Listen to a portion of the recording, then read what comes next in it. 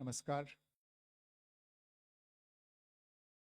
Meeting में शामिल होने के लिए आप सभी का धन्यवाद।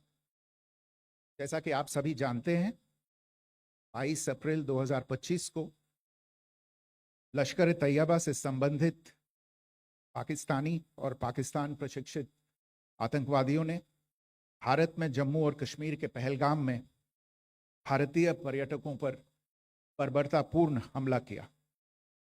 25 भारतीयों और एक नेपाली नागरिक को कायरतापूर्ण मौत के घाट उतार दिया गया।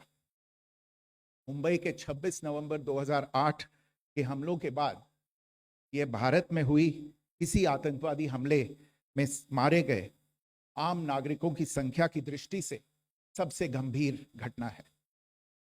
पहलगाम का हमला अत्यधिक बर्बरतापूर्ण था, जिसमें वहां मौजूद लोगों को करीब से और उनके परिवारों के सामने सिर पर गोली मारी गई। हत्या के इस तरीके से परिवार के सदस्यों को जानबूझकर आघात पहुंचाया गया। साथ ही उन्हें यह नसीहत भी दी गई कि वे वापस जाकर इस संदेश को पहुंचा दें। यह हमला स्पष्ट रूप से जम्मू और कश्मीर में बहाल हो रही सामान्य स्थिति को बाधित करने के उद्देश्य से किया गया था। चूंकि पर्यटन फिर से अर्थव्यवस्था का मुख्य आधार बन रहा था, इस हमले का मुख्य उद्देश्य इसे प्रतिकूल रूप से प्रभावित करना था। पिछले वर्ष आप सभी जानते हैं, 2.25 करोड़ से अधिक पर्यटक कश्मीर आए थे। इस हमले का मुख्य उद्देश्य इसलिए संभवतः यह था कि इस संघ राज्य क्षेत्र में विकास और प्रगति को नुकसान पहुंचाकर इसे पिछड़ा बनाए रखा जाए और पाकिस्तान से लगातार होने वाले सीमा पार आतंकवाद के लिए उपजाऊ जमीन बनाने में सहायता की जाए। हमले का यह तरीका जम्मू और कश्मीर और शेष राष्ट्र दोनों में सांप्रदायिक दंगे भड़काने के उद्देश्य से भी प्रेरित था। इसका श्रेय सरकार और भारत के सभी नागरिकों को दिया जाना चाहिए कि इन प्रयासों को विफल कर दिया गया। एक समूह ने खुद को रेजिस्टेंस फ्रंट TRF कहते हुए इस हमले की जिम्मेदारी ली है। यह समूह संयुक्त राष्ट्र द्वारा प्रतिबंधित पाकिस्तानी आतंकवादी समूह लश्कर तैयबा से जुड़ा हुआ है। यह उल्लेखनीय है कि भारत ने मई और नवंबर 2024 में संयुक्त राष्ट्र की 1267 कमेटी की सैंक्शंस मॉनिटरिंग टीम को अर्धवार्षिक रिपोर्ट प्रस्तुत की थी, जिसमें TRF के बारे में साफ इनपुट दिए गए थे। इससे पाकिस्तान स्थित आतंकवादी समूहों के लिए कवर के रूप में TRF की भूमिका सामने आई थी। इससे पहले भी दिसंबर 2023 में भारत ने इस टीम को लश्कर ए तैयबा और जैश ए मोहम्मद के बारे में सूचित किया था, जो टीआरएफ जैसे छोटे आतंकवादी समूहों के माध्यम से अपनी गतिविधियों को संचालित कर रहे हैं। इस संबंध में 25 अप्रैल को यूएन सिक्योरिटी काउंसिल प्रेस वक्तव्य में टीआरएफ के संदर्भ को हटाने के लिए पाकिस्तान के दबाव पर भी ध्यान दिया जाना चाहिए। पहलगाम आतंकवादी हमले की जांच से पाकिस्तान के साथ आतंकवादियों के संपर्क उजागर हुए हैं। रेजिस्टेंस फ्रंट द्वारा किए गए दावे और लश्कर ए तैयबा से ज्ञात सोशल मीडिया हैंडल द्वारा इसको रीपोस्ट किया जाना इसकी पुष्टि करता है। चश्मदीद गवाहों और विभिन्न जांच एजेंसियों को उपलब्ध अन्य सूचनाओं के आधार पर हमलावरों की पहचान भी हुई है। हमारी इंटेलिजेंस ने इस टीम के योजनाकारों और उनके समर्थकों की जानकारी जुटाई है। इस हमले की रूपरेखा भारत में सीमा पार आतंकवाद को अंजाम देने के पाकिस्तान के लंबे ट्रैक रिकॉर्ड से भी जुड़ी हुई है, जिसके लिखित और स्पष्ट दस्तावेज उपलब्ध हैं। पाकिस्तान दुनिया भर में आतंकवादियों के लिए एक शरण स्थल के रूप में पहचान बना चुका है। यहाँ अंतर्राष्ट्रीय स्तर पर प्रतिबंधित आतंकवादी सजा पाने से बचे रहते हैं। इसके अलावा पाकिस्तान ने इस मुद्दे पर विश्व और फाइनेंशियल एक्शन टास्क फोर्स जैसे अंतर्राष्ट्रीय मंचों को जानबूझकर गुमराह करने के लिए भी जाना जाता है। साजिद मीर का मामला, जिसमें इस आतंकवादी को पाकिस्तान ने मृत घोषित कर दिया था और फिर अंतर्राष्ट्रीय दबाव के परिणाम स्वरूप वो जीवित पाया गया, इसका सबसे स्पष्ट उदाहरण है। ये स्वाभाविक है कि पहलगाम में हुए इस हमले से जम्मू और कश्मीर के साथ साथ भारत के अन्य भागों में भी आक्रोश देखा गया। हमलों के बाद भारत सरकार ने स्वाभाविक रूप से पाकिस्तान के साथ संबंधों को लेकर कुछ कदम उठाए। आप सभी उन निर्णयों से अवगत हैं जिसकी घोषणा 23 अप्रैल को की गई थी। तथापि यह आवश्यक समझा गया कि 22 अप्रैल के हमले के अपराधियों और उनके योजनाकारों को न्याय के कटघरे में लाया जाए। हमलों के एक पखवाड़े के बाद भी पाकिस्तान द्वारा अपने क्षेत्र या अपने नियंत्रण वाले क्षेत्रों में आतंकवादियों की इंफ्रास्ट्रक्चर के विरुद्ध कार्यवाही करने के लिए कोई स्पष्ट कदम नहीं उठाया गया है। उल्टे वो इनकार करने और आरोप लगाने में ही लिप्त रहा है। पाकिस्तान आधारित आतंकवादी मॉड्यूल्स पर हमारी खुफिया निगरानी ने संकेत दिया है कि भारत के विरुद्ध आगे भी हमले हो सकते हैं। अतः इनको रोकना और इनसे निपटना दोनों को बेहद आवश्यक समझा गया। आज सुबह, जैसा कि आपको ज्ञात होगा, भारत ने इस तरह के सीमा पार हमलों का जवाब देने और उन्हें रोकने तथा उनका प्रतिरोध करने के अपने अधिकार का प्रयोग किया है। ये कार्यवाही नपीतुली, नॉन एस्केलेटरी, अनुपातिक और जिम्मेदारीपूर्ण है। यह आतंकवाद की इंफ्रास्ट्रक्चर को समाप्त करने और भारत में भेजे जाने वाले संभावित आतंकवादियों को अक्षम बनाने पर केंद्रित है।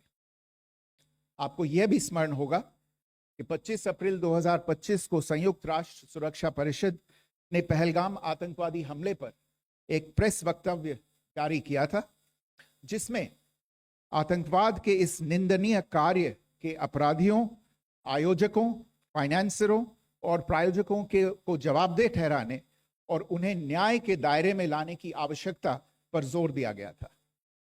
भारत की आज की इस कार्यवाही को इसी संदर्भ में देखा जाना चाहिए। Good morning. Thank you all for joining this briefing.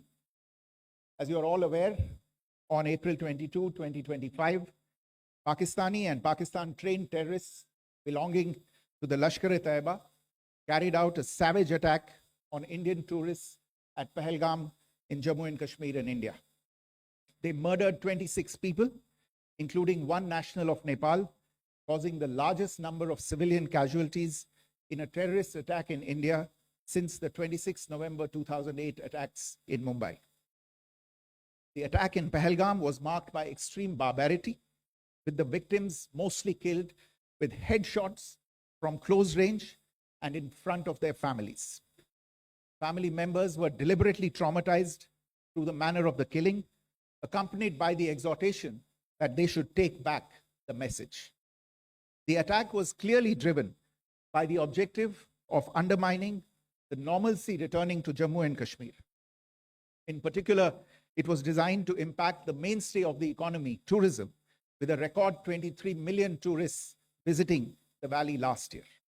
The calculation, presumably, was that harming growth and development in the Union Territory would help keep it backward and create fertile ground for continued cross-border terrorism from Pakistan. The manner of the attack was also driven by an objective of provoking communal discord, both in Jammu and Kashmir and the rest of the nation. It is to the credit of the government and the people of India that these designs were foiled. A group calling itself the Resistance Front has claimed responsibility for the attack. This group is a front for the UN-proscribed Pakistani terrorist group Lashkar-e-Taiba. It is notable that India had given inputs about the TRF in the half-yearly report to the monitoring team of the UN's 1267 Sanctions Committee in May and November 2024, bringing out its role as a cover for Pakistan-based terrorist groups. Earlier too, in December 2023, India had informed the monitoring team about Lashkar and Jaish-e-Mohammed operating through small terror groups such as the TRF. Pakistan's pressure to remove references to TRF in the April 25 UN Security Council press statement is notable in this regard. Investigations into the Pahalgam terror attack have brought out the communication notes of terrorists in and to Pakistan. The claims made by the Resistance Front and their reposting by known social media handles of the Lashkar-e-Taiba speak for themselves. Identification of the attackers based on eyewitness accounts, as well as other information available to law enforcement agencies, has also progressed.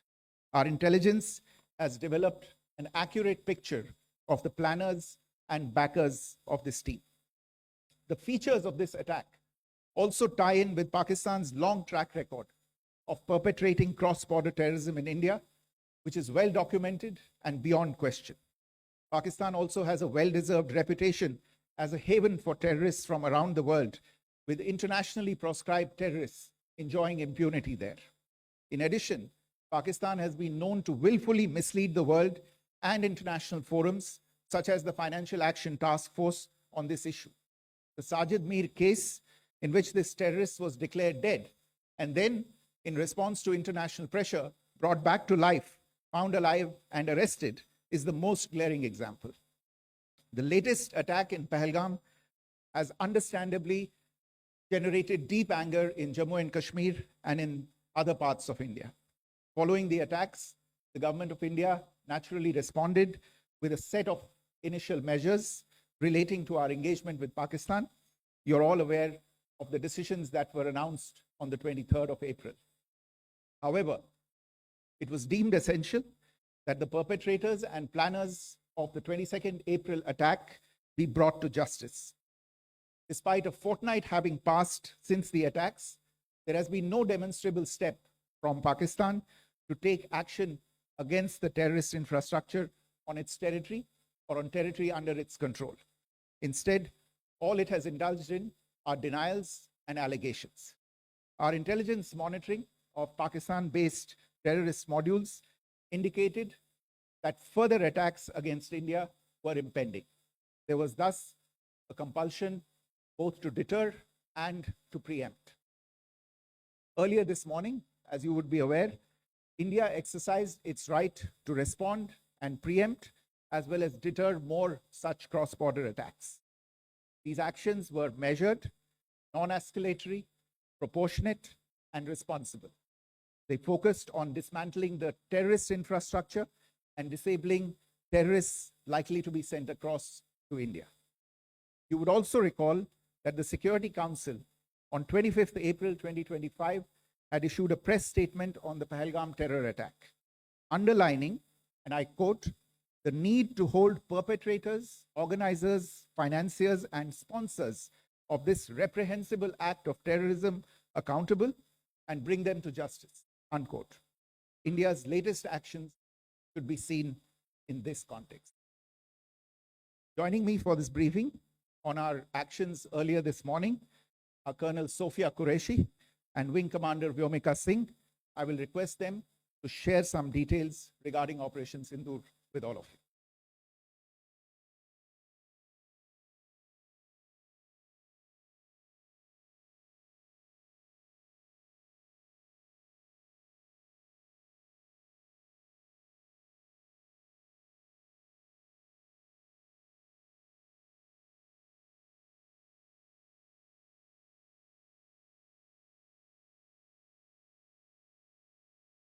प्रभात देवियों और सज्जनों, मैं colonel Sophia Qureshi और मेरे साथ wing commander Vyomika Singh आज आपको 6 से 7 मई 2025 की रात 1:05 से 1:30 बजे के बीच भारतीय सशस्त्र बलों द्वारा अंजाम दिए गए ऑपरेशन सिंदूर के बारे में जानकारी देंगे।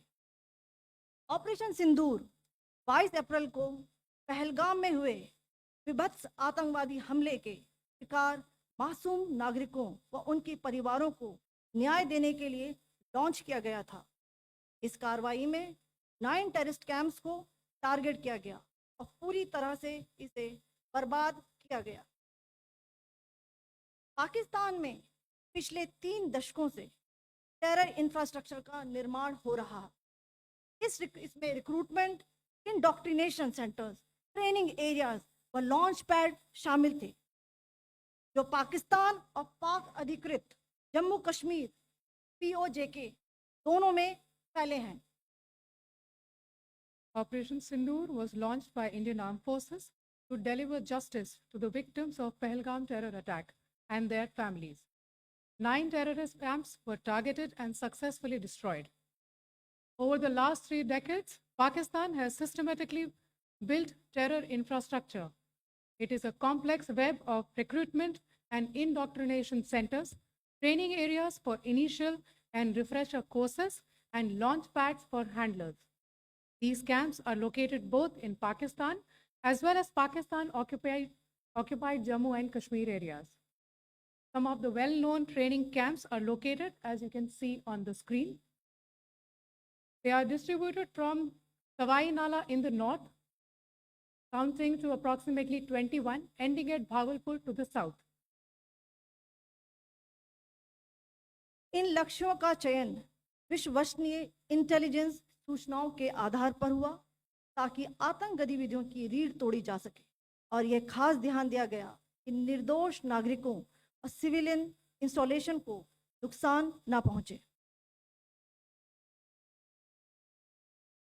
The selection of these targets for Operation Sindoor was based on credible intelligence inputs and role of these facilities in perpetrating the terror activities. The locations were so selected to avoid damage to civilian infrastructures and loss of any civilian lives. This was done with due diligence, and the camps selected for targeting and their engagement will now be shown to you one by one.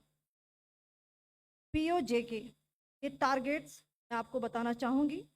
सबसे पहले सवाई नाला camp Muzaffarabad, जो कि POJK के line of control से 30 kilometre दूर है। यह एक लश्कर तोयबा का ट्रेनिंग सेंटर था। 20 अक्टूबर 2024 सोनमर्ग, 24 अक्टूबर 24 गुलमर्ग, 22 अप्रैल 2025 पहलगाम, इन हमलों के आतंकियों ने यहीं से प्रशिक्षण लिया था। सैयदना बिलाल कैंप जफराबाद, यह एक जैश ए मोहम्मद का स्टेजिंग एरिया है। यह हथियार विस्फोटक और जंगल सर्वाइवल ट्रेनिंग का केंद्र भी था। गुलपुर कैंप कोटली, यह LOC से 30 किलोमीटर दूर था। लश्कर तोयबा का बेस था, जो रजौरी पुंछ में सक्रिय था। 20 अप्रैल 2023 को पुंछ में और 9 जून 24 को तीर्थ यात्रियों के बस हमले में यहीं से आतंकी को ट्रेन किया गया था।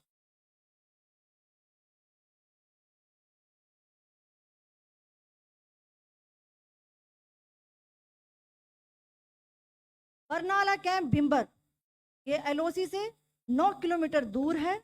यहाँ पर हथियार हैंडलिंग, आईईडी व जंगल सर्वाइवल का प्रशिक्षण केंद्र था। अब्बास कैंप कोटली,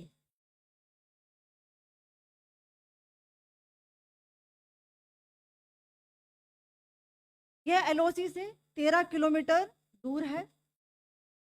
लश्कर ए तौयबा का फिदाइन यहाँ तैयार होता था। इसकी कैपेसिटी 15 टेररिस्ट को ट्रेन करने की थी।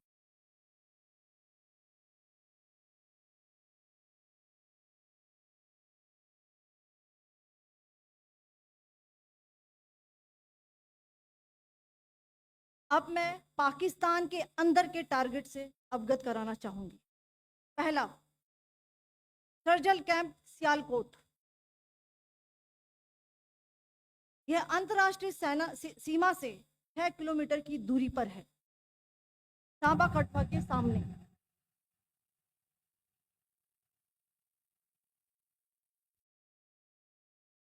मार्च 2025 में जम्मू एंड कश्मीर पुलिस के 4 जवानों को जो हत्या की गई थी, उन आतंकवादियों को इस जगह पर ट्रेन किया गया था। दूसरा, महमूना जाया कैंप सियालकोट,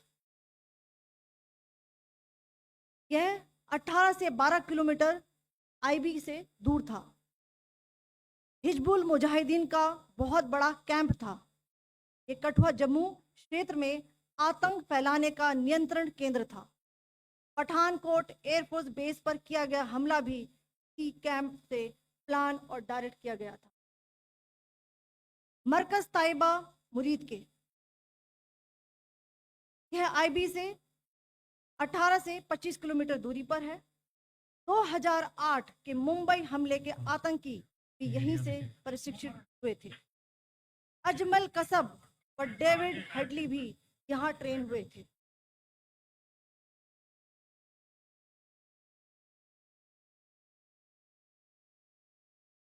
आगे दूसरा आया।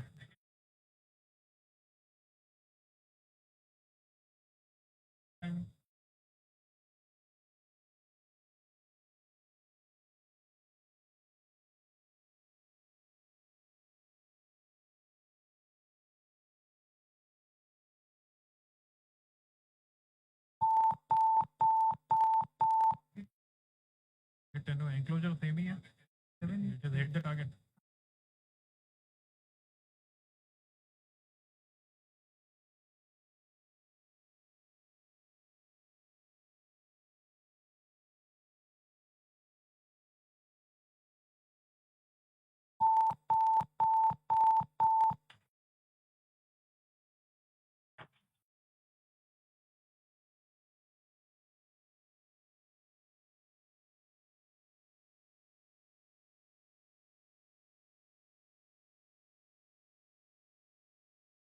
मरकज सुभान अल्लाह भावलपुर, ये इंटरनेशनल बाउंड्री से 100 किलोमीटर दूर है। जैश ए मोहम्मद का मुख्यालय था। यहाँ पर रिक्रूटमेंट, ट्रेनिंग व इंडोक्ट्रिनेशन का केंद्र भी था। शीर्ष आतंकी अक्सर यहाँ आते थे। मैं आप सबको बताना चाहती हूँ कि किसी भी सैन्य ठिकाने का निशाना नहीं बनाया गया और अभी तक किसी तरह की नागरिक क्षति की रिपोर्ट नहीं है। धन्यवाद। जय Hind. The strike on the terror camps were undertaken through precision capability, as shown to you. A niche technology weapons with careful selection of warheads was ensured so that there will be no collateral damage. The point of impact in each of the target was a specific building or a group of buildings. All the targets were neutralized with clinical efficiency, and the results reiterate the professionalism of the Indian Armed Forces in the planning and execution of their operations. No military establishments were targeted. India has demonstrated considerable restraint in its response. However, it must be said that the Indian Armed Forces are fully prepared to respond to Pakistani misadventures, if any, that will escalate the situation. Jai Hind, and thank you very much.